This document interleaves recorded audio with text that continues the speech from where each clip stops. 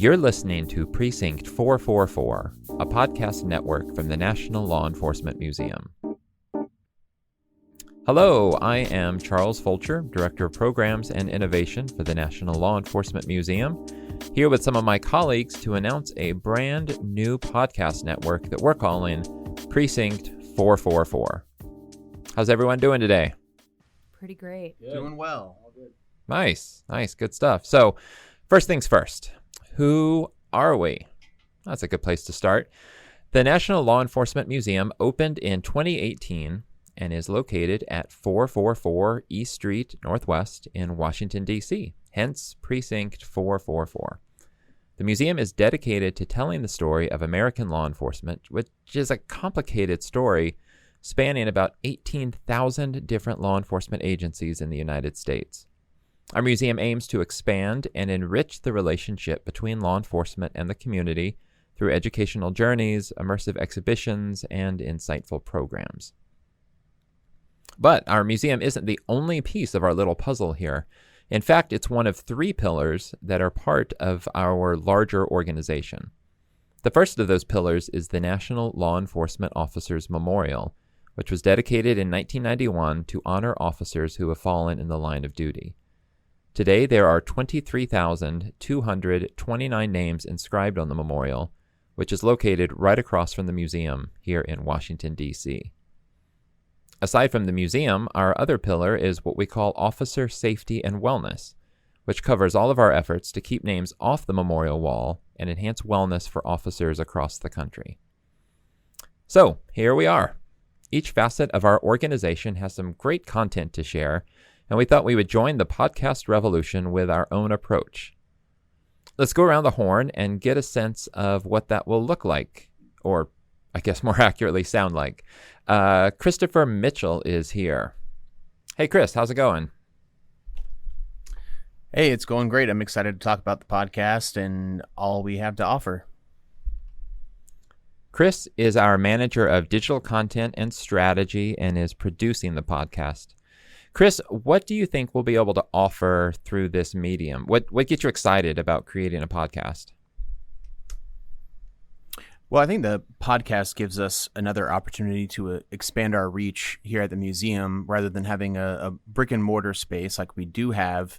It's just another aspect of the digital content that we can offer. And a podcast is a great chance for us to expand on all of the other exciting materials that we produce for our audience. Thanks very much, Chris. Precinct 444 will offer several shows that enable us to offer different content and tell an array of stories. One of those shows is called Law and Disorder, which will dip into the world of true crime, spearheaded by our manager of programs and education initiatives, Anna Muckenfuss. Hi, Anna. Happy to be here, Charles. Anna, as I've shared with you in the past, true crime isn't really in my personal wheelhouse. So help us understand what you have in mind for Law and Disorder and what will make this series different from other similar offerings. So true crime is in my wheelhouse. Here at the National Law Enforcement Museum, part of the reasons why I actually decided to come to this museum in the first place is my interest in true crime and forensics.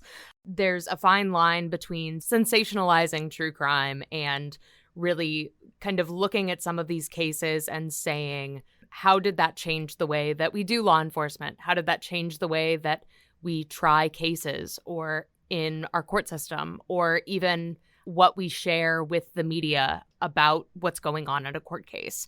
How do we find that kind of happy medium between giving the facts of a case, how they're investigated, and how do we do that while also respecting the fact that in a lot of these cases, a human life was taken, and how do we make sure that we're not just talking about that person's story as if they're just a character in a massive climactic event, but honoring them as a real person that they were. So I'm really looking forward to kind of diving into true crime and kind of expanding our audience to an audience that is interested in some of these topics but hasn't been as well served, but also to kind of find our own niche within that genre and kind of find the place and the way to make our own mark on that genre. Oh, that's fantastic, Anna. Thank you. I am really excited about the show. I know you've got some really great topics that you're researching and digging into. So thanks for that. Up next is our podcast series called Lifeline. We're joined today by Nick Brule, retired officer from the Metropolitan Police Department and senior project manager on our Officer Safety and Wellness team, to tell us about Lifeline. Nick, how are you doing today? I'm doing very well. Thank you. Thank you for having me. I think this is going to be a very interesting series.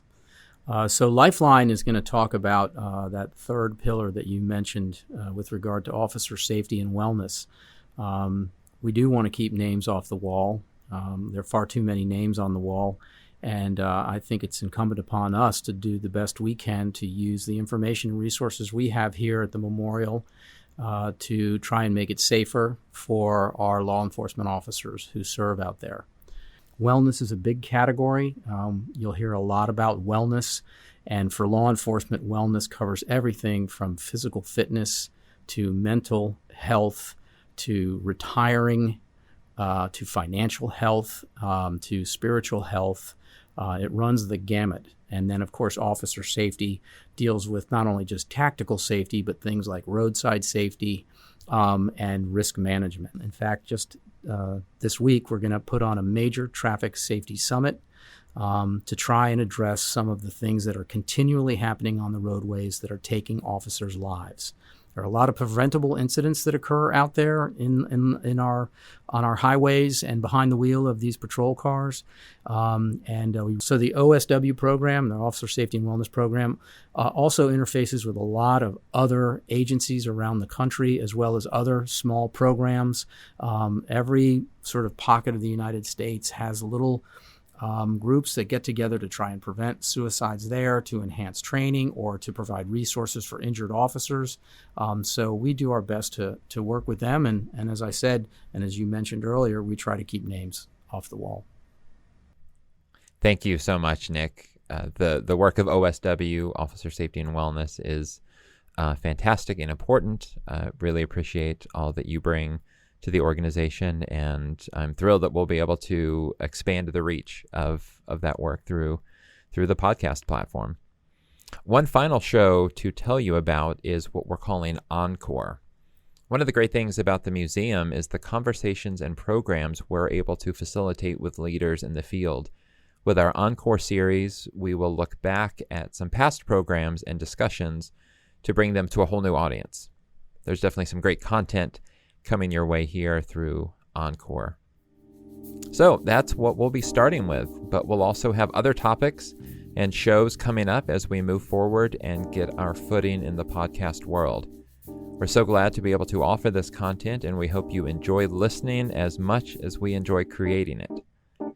You can find episodes of Precinct 444 wherever you find podcasts. We'll launch on September 1st, 2022 with multiple episodes of each of our shows before settling into a regular release schedule that will give you a little room to breathe between releases. You can also find more information about our museum online at lawenforcementmuseum.org. Many thanks to you for listening to this sneak peek into the Precinct 444 podcast from the National Law Enforcement Museum. We hope you will return for more content coming soon. Until next time, stay safe. We'll see you at the Precinct.